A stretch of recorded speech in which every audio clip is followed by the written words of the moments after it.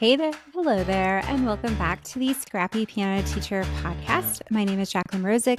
You can call me Jackie, and today's episode is one of those where you're probably going to find yourself scribbling down ideas to try this week, whether or not you ever thought you would be teaching jazz. I am joined by Quentin Walston, who is not just an incredible jazz pianist and composer, but someone who's really changing how we think about bringing jazz and improvisation into regular, everyday piano lessons. He is the author of How to Teach Jazz and Improvisation and runs This is Jazz, a company dedicated to jazz education and appreciation. Quentin works with teachers and students all over the country through workshops, performances, and resources that make jazz accessible and approachable. I will just say it. I think that his book is pretty revolutionary because it is written for real teachers, and he makes it simple, approachable, and honestly pretty daggone fun for students of any age. He also brings some serious experience to the table.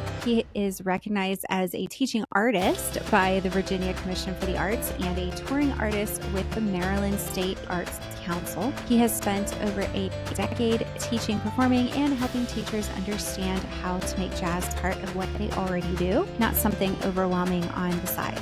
Plus, if you're on social media, you've probably seen some of his great content because he has been reaching millions sharing insights on jazz history, theory, and performance. We are talking today about how jazz and improv can be your secret weapon for engagement, creativity, and boring lesson prevention, not just for the students, but also for you too. And don't forget to stick around to the end for a coupon code for Quentin's book. Now, before we dive in, a quick reminder, if you've been putting off updating your studio policies, I've got a resource that will make it easier. My policy workbook is now available at scrappypianoteacher.com, and right now it's discounted to $15. It walks you through what to include, what to leave out. It helps you understand what policy really is and what it isn't, and it even comes with templates for the policies and waivers, and of course my free calendar to help you get it done faster and with less stress. And if you're ready to go a little deeper into building systems that reduce burnout, registration is open for the August Scrappy session. We'll be tackling standard operating procedures, otherwise known as SOPs, how to create them, how to actually use them, and why they matter for running a smooth studio. You can find all the details on the website at www.scrappypianoteacher.com. And with that, let's go ahead and dive into today's conversation.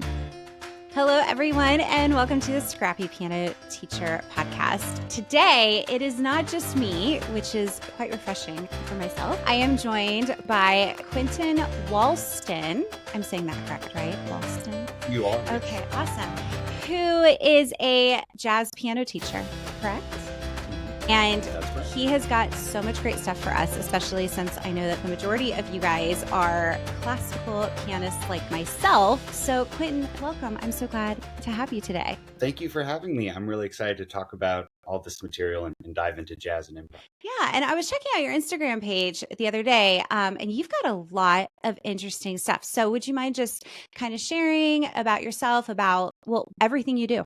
Because you do a lot. Yeah, absolutely. So I'm a jazz pianist. You mentioned a teacher as well. I recently wrote a book called How to Teach Jazz and Improvisation. And whether I'm performing or teaching lessons, I think that jazz is such a joyful music and everyone can appreciate it. And especially when they just know a little bit more about it. So that's a lot of what I do on the Instagram side of things. Try to kind of show what jazz is even to non-musicians, like, hey, this is how improv works, or this is why this is really, really cool. Because in my own experience, when I was starting jazz as a teenager, when I found those little nuggets of knowledge, like, hey, this is what a saxophone player is actually doing when they improvise, it helped me to appreciate the music more. And so everything I try to do is to help people enjoy jazz more, whether they're just a casual listener or if they are a musician or a teacher themselves. Okay, I love this. So you mentioned saxophone. Do you play the saxophone? I have not played the saxophone since middle school band.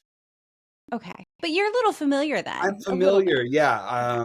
I've taught jazz combos that include all instruments from drums to saxophone and trumpet, things like that. I've written for saxophone. I've written all the way up for big band. And a lot of the approaches to jazz, whether it's the phrasing and articulation or the improv side of things. There's such a through line regardless of instruments. I'm able to teach in that regard. All that. Okay, so you started when you were a teenager. So you were interested in jazz. Was your teacher a jazz teacher? That's a great question. I got started when I was in middle school. My parents bought this beautiful giant upright piano that's like 100 years old, and they still have it. It's got the ebony and ivory keys and all of that. And I just, for some reason, I was always drawn to like ragtime and boogie woogie. Like I didn't know like quote unquote jazz proper, like all of that kind of stuff like Miles Davis and Oscar Peterson. I just thought that ragtime and boogie woogie was the coolest thing ever. I was self-taught for a little bit. My parents recognized that I'm really passionate about this, so they got a teacher for me, and she's a great teacher. She didn't have a strong jazz background though. So what she would do is try to find books that had at least jazzy material, often through composed. So I think that's most of the material out there as far as lesson books and method books. It's like Martha Meer's Jazz, Rags, and Blues. I still love That's that. exactly, I was just thinking Martha Meer. I can see the book in my head. I love it so much. I still use those books with my students. So, Okay, that's comforting. To hear that you use it with your students makes me feel so much better. It sounds like you had a great teacher though, because I feel like our generation, it was like, no, that's not how we do it. We do it this way. I don't know. I feel like it was only in the classical realm. So it sounds like you had a really great teacher that recognized this and knew that this might not be her strong suit, but she went and found resources for you. I really respect that. Absolutely. And I don't know if I was totally appreciative of it at the time, but yeah, that it's really cool that she did that. And she was just one of those people where you say like, hey, I want to do this. And she said, okay, we're going to figure out how to make that work. For instance, I took a gap year or two where I stopped piano in high school. Then I think I came back to it in like 10th grade or something. And it's getting close to when you have to decide what you're going to do for college and stuff. And yeah, like a year or two going back into lessons, I was like, Miss Baker, I think I want to do jazz in college. She's like, oh, all right. Okay. We've got to put together your audition stuff really soon. That's coming up. But I love that. She, like, you have this teenage student that's like, I think I want to do this for the rest of my life. And she's like, sure, let's make that work. Yeah, because that's a lot of work on the back end. Like, okay, what do we have to do? So was she big on scales and the circle of fifths and all the music theory for you? Or is that something you had to learn later on? That was something that I was really motivated by. I'm such an analytical person. I love music theory. I am the biggest music theory nerd there is. She had to work more with me on the classical repertoire. So I love classical music. I appreciate it. I've never felt confident in it. So like I've never felt confident to express myself musically through classical music. I always feel like I was just trying to copy exactly whatever the teacher said. So like I didn't have that comfort of like, I'm going to interpret this piece or I'm going to make this piece beautiful. So for me, it was a lot of stress of, man, let me make sure I got all my little details learned. So jazz for you is freedom to express. Yeah, it's freedom. And then, but the thing that I love about jazz is it also scratches that intellectual itch because there is that really interesting balance of there is so much freedom, but it at the same time is a language that has its own grammar and syntax and vocabulary. And there's a theory behind it, whether it's the harmony or the chord progressions or what scales are good resources for when you're improvising. So I love that balance of freedom, the right side and kind of the left side brain. But knowing the theory behind it so that you can interpret that freedom is what you need. So you have the circle of fifths, right? You have all those scales in there. You have your harmonic minors, you have the natural minors, all that. That's a lot of information in itself. Outside of that, in the blues world, in the jazz world, we kind of go out there. How much more would you say is there, or is it all combined? Yeah. So jazz is built off of Western fundamental harmony or Western functional harmony, excuse me. So Western theory and stuff like that. So when you look back at the development of jazz, you had ragtime, which is just parlor piano from the 19th century with more syncopation, essentially. So all of Scott Joplin's music is just normal functional harmony. And then you also have early jazz using brass band and string band music, which again is like 18th century pop music, which is all functional harmony. Where jazz started to like step outside of that was with the blues. That was a folk music. And they would have things that are called blue notes, notes that stand outside of the key, accidentals. And so those are usually the flatted third and the flatted fifth. A blues scale is simply just including those notes on a pentatonic scale. So if you have your normal pentatonic scale, you're just going to add those blue notes in, and they sound great and they sound wonderful. But it's on top of the harmonic backdrop of functional harmony. I think it's amazing to start students with that. In my book, I start students with the first 4 notes of the blues scale so that they don't have to be overwhelmed trying to memorize all these notes. Like 4 notes is enough where you can really create your own unique melodies, but it's digestible enough that you don't have to memorize or be hindered by trying to memorize a longer scale. And I find that 4 notes, you don't have to, when you have a full blues scale, what I've noticed in my lessons is students will start to improvise in a scalar way. It'll be like ba ba dee da dee da da da da dee da dee da da da ba da ba da. It's just everything is just going all the way up or down. So I like the idea of 4 notes because then the student can really start creating new melodies. And that's what I think should be at the core of improvisation is you're creating a new melody. And then as you go from there, any other elaborate jazz scales are just, they can be full of accidentals or they'll be full of chromaticism or maybe some fancy tricks like superimposing a scale onto a different chord. They're just more elaborate ways of kind of building out your melodic vocabulary, if you will. So that probably goes well above and beyond your question of what's tied in. I think I just learned more from that little bit than I have in all the years of trying to look it up. I'm happy I can help. You know what I really, really like about what you said is how you take it down to 4, because I've seen where books have done that, and I always add the rest of it. I'm like, why are we limiting? We should have more. But you're right. They do that, and by limiting them, they are forced to get more creative. Otherwise, it's the same thing over and over again. And I think that is really, really smart. Yeah. So in your book, yes, do you walk us through all that? Yes, I do. So the way the book is laid out, it has 7 compositions that's all based on the pedagogy of taking away the fear of playing a wrong note. So a lot of people, especially from a classical background, they might be hesitant to improvise. One, because they feel above their head, like they haven't done something like this before. They don't know what to play. They feel like what they will play is going to be wrong. So the book has a teacher accompaniment. That's all accounted for. They don't have to improvise at all. The teacher accompaniment is just a repeated chord progression that sets up the harmonic foundation for the student. And it always sounds cool. It's just, you don't have to worry about trying to navigate really hard chord progressions. It's just a great vamp. And then the student part starts with those 4 suggested notes. It's like, make up whatever you want, have fun. Quick aside, piano when you improvise on piano, it can be tough where you can play something that you're not truly hearing in your mind's ear. Because like you're just pushing buttons after all. Like I could not look at the piano and like play something and something's going to come out, whether or not I've really internalized it. So starting with those 4 notes tries to help overcome that, really help students like, if you want to play ba-ba-doo-da, you can play ba-ba-doo-da and be sure that that sound's going to come out. And then for each one of the songs, they're in different styles. There's like a minor groove, then a bebop one, and a boogie woogie one, and a Latin jazz, and a waltz, and all this stuff.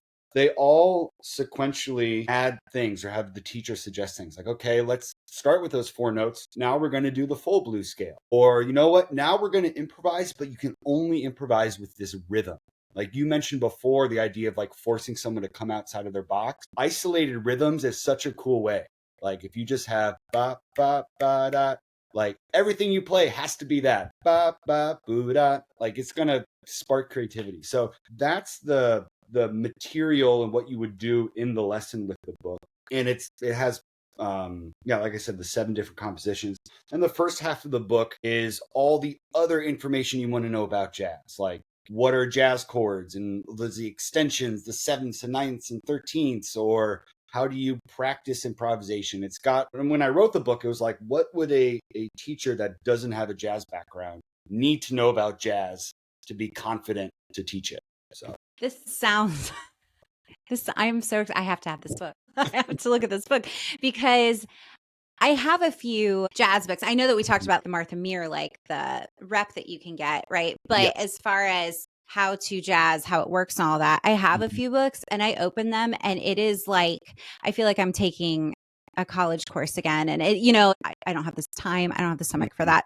They've just been sitting collecting dust Yeah. for whoever knows how many years, but this sounds like, and that's was your intention. You can use this in actual lessons and it's not going to be intimidating for the teacher. You have something that we can actually read because we like reading music. Yes. Thank you. And, but then if the student has questions or you want to dig deeper on the other side, you have all the information that we need in a clear way. You brought up like so many of the exact reasons I wrote the book. Like there is that gap in the literature. Like I said, I love Martha Meir. There are that stuff, but that's through composed. And then when you do get to the material that does prompt improvisation, you're right. It's like a college level. It's way too advanced. Like a beginner, one of those books, and I don't want to name names, but they'll start with a 32 bar form that has like 6 different chords and you got to memorize all these modes and all of that. And it's like, maybe you could do that with a high schooler if the teacher had a strong background, but you can't bring that out in like a 10-year-old's lesson. So I wanted to write something where you could bring it out in a 10-year-old's lesson. So, but yeah, and yeah, it's really written really concisely, like, hey, if you want to know how walking bass lines work, boom, one page. That's how walking bass lines work. Like if you want to get swing rhythm, whatever. But yeah, so I'm glad that it's resonating in that. That sounds interesting. Yeah, it's exciting. Okay, hold on. You said modes. So can we talk about that for a second? Yes. Absolutely. Is that mentioned in your book at all? I mention modes. I have one of the 7 songs is a modal composition. It starts in D Dorian and goes to E flat Dorian. There's a lot of jazz repertoire that like songs like So What and Impressions do that. And it's to help the kids hear and internalize when there's a tonal shift, because D Dorian and E flat Dorian are so dramatically different. I want to help kids internalize that. I think in some pedagogy, jumping into modes comes too soon. Because again, I think that students, when they improvise, should be so focused on creating melodies that they're actually hearing in their head. And if you start with so many modes too soon, then you run into kids improvising with their brain, not with their ear. Like I feel like the theory should supplement and help their ear. And this is coming from someone that for years was improvising with their brain and had to kind of go back and try to make sure, hey, am I playing what I'm actually hearing? But anyway, that's an aside. For teaching modes, I do think it is important. I don't want to throw it out completely. I think when I've taught modes, I will tell people of the traditional way of teaching them. And then I have a way that I feel it's stronger. So I feel like most of the time when people teach modes, they do the whole white key thing. They're like, Dorian is all the modes of C major, but starting on D. And Phrygian is all the notes of C major, but starting on E. That's a really helpful way to introduce it. But I feel like it can get so convoluted when you want to figure out a mode that's not one of those 7 based on a white key. Like if I say, what's A flat Phrygian? Someone's going to say, okay, well, if E Phrygian is C major, and they're like having to do all of this crazy work to figure that out. And I can see why students might just shut down, because it's like, that seems like a crazy amount of stuff to learn. It does. It really does. What I like to do is show how the notes of a major scale will change. So for instance, going from Ionian, which is the major scale, to Mixolydian, you lower the 7th. That's it. So you don't have to think about all this other stuff. If you want to go from the major scale to Lydian, you raise the 4th. So you still have to memorize those rules, but then you're just thinking about, how do I construct this scale, rather than I have to think this scale is starting on the 3rd scale degree of that other scale, and then what's that other? There's a lot of, it's like almost like an algebraic expression in Yeah. music land going on in your head. Yeah. Because actually, when you said that, that was what my brain was doing. It was Mhm. moving the scale here. Yeah, it can be a lot. But if you just memorize Dorian is the minor scale where you just bump up the sixth note, I feel like that's a lot easier than to figure out any Dorian scale. Because most Yeah. kids, I think if you're going to start modes, you should be familiar with all your major scales at least, or if not your Oh, minor. so let's say that we're in a lesson. Mhm, There's only so much time that you have per week. We have evaluations, exams, mhm, recitals. We have like all this stuff coming up. And sometimes it's hard to fit in what we want. Do mhm. you think that this is something that a teacher could fit in within, like, I don't know, 5-10 minutes of their lesson? Maybe just even do some improv. Yeah, yeah. I mean, especially with the compositions being these kind of repeated vamps, just repeated chord progressions. I think it's super easy for a teacher just to walk over to the piano, or just sit at the low end of the piano. And they're written where you don't need two pianos. It's like a four hands thing. Yeah, the teacher could definitely just like, hey, I'm going to play this. Here are your four notes. Let's see what we can come up with. And yeah, you could do that for 2 minutes if you wanted to. The songs in the book also have in jazz, we refer to the pre-composed melody as the head. So if you listen to like a Miles Davis recording, they'll play the pre-composed melody, they'll improvise in the middle and play the pre-composed melody at the end. It's kind of one of the main structures. So each one of these tunes in the book at the bottom do have a quote unquote a head, like a main melody. So if you wanted to treat it as one of the students' repertoire pieces, you can be like, all right, learn the actual head. All of the teacher parts are on every streaming platform. So students don't need like a CD in the back of the book or something. They can just go on YouTube or Spotify and practice at home with the teacher part. So I think it works as both. It works as like, this is just a 5-minute lesson activity, or hey, learn your Bach minuet, learn your whatever Clementi thing, and also work on Hit It from your jazz. Oh, for Pete's sake. That's fantastic. You know what? You're giving me so many ideas too. I'm thinking just about group lessons. Mm-hmm. So I'm always playing around with when the kids come in, and I Yeah. want them to be interacting, because sometimes they come in, they're just staring at each other. And I'm like, so how's your week? And all that stuff. Yeah. But this would be great if, as they're coming in, you're just on the piano and they're getting in line and they're just Mm-hmm. improvising, and it becomes a regular thing. I'm thinking about too, even teaching by rote some of these pre-composed, you Yeah. call it the head, right? Yeah. Yeah. So Yeah. you could do that and have students doing that as they come in. I think there's so many opportunities. And what you're doing too is you're normalizing it. You're not making Yeah. it seem like this foreign concept that's so separate Right. from what we do. Cause that's how I have always looked at it up until Mm-hmm. maybe the past 5 years. And I've been Yeah. teaching for 27 years. So it's Yeah. like, why? Like, why can't we have? And then another thing I was thinking as you were talking, sorry, I have so many ideas. You could do that recitals. Because I know teachers who have kids improvising at the beginning, and I'm always thinking, how are you doing that? But that right there is a great example. And if they're Yeah. used to doing that in lessons, they're not going to be nearly as freaked out to go in and sample the piano by improvising as Yeah. everybody's sitting down. Absolutely. And what I love about it too is it does kind of prime students, if they do want to pursue jazz more, if they do want to play it in jazz band or like middle school jazz band or high school jazz band, they're already familiar with the concept of improvising on top of a chord progression.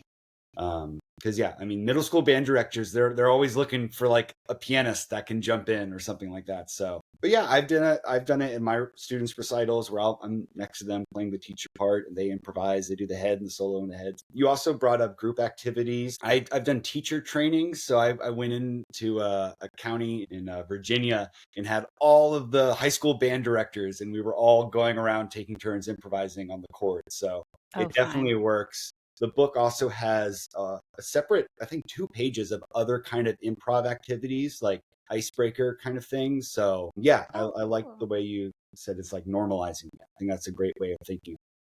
As you're probably very aware, Bach and Beethoven and Mozart were all brilliant improvisers. Like we can bring that skill back into pedagogy. Yeah, and then you can lead over to composition Mhm. and the understanding. And I'm really excited about this. I think this is really fantastic, and it fits with everything. Okay, so is there anything else that we didn't touch on that you wanted to mention? I think we touched on everything. I mean, I can tell you where people can find the book if they want to do that. Yes. Yeah, Yes. so Okay. It's on my website, which is thisisjazz.com. That's where I have everything from books to courses to teacher training and stuff like that. It's also on Amazon. Amazon is currently only in the US. And then if anybody has done Piano Marvel, the interactive piano app, the songs are on there. So you can play along with the songs. So yeah, those are probably the best ways to find it. thisisjazz.com. Amazon.com, Piano Marvel. Oh, and musicnotes.com picked it up digitally. So that's a whole bunch of places. I'm sorry to your listeners. That's a lot to keep track of, but yeah. And people can find you, at the website. Yes. And then you're on Instagram too. Yes. And that's my Instagram handle is my name, Quentin Walston. And that's Walston with an L. Yes. QUENTINWALSTON. Awesome. Now, if teachers do go to the website, there is a coupon code for $5 off. Yes. Yeah. Your listeners can get $5 off with the code Teach Jazz, all caps, no spaces. So just Teach Jazz, or thisisjazz.com. Check out the book. It's up there, ebook and a print book. And Teach Jazz will get you $5 off. Awesome. Okay. And I'll put that in the show notes too, as well for teachers. So, Quentin, thank you so much. This is really exciting. And we are excited about your book. And what is the name of the book one more time? To Teach Jazz and Improvisation. Just wanted to make sure that it was super direct. People knew what they were getting when they found it. To the point, and it does not mimic a college course. It's very usable in lessons. Okay. All right. Well, thank you, Quentin. Thank you. I appreciate it. All right. Thank you so much to Quentin for joining me today. That was a very refreshing conversation, especially when it comes to something like jazz.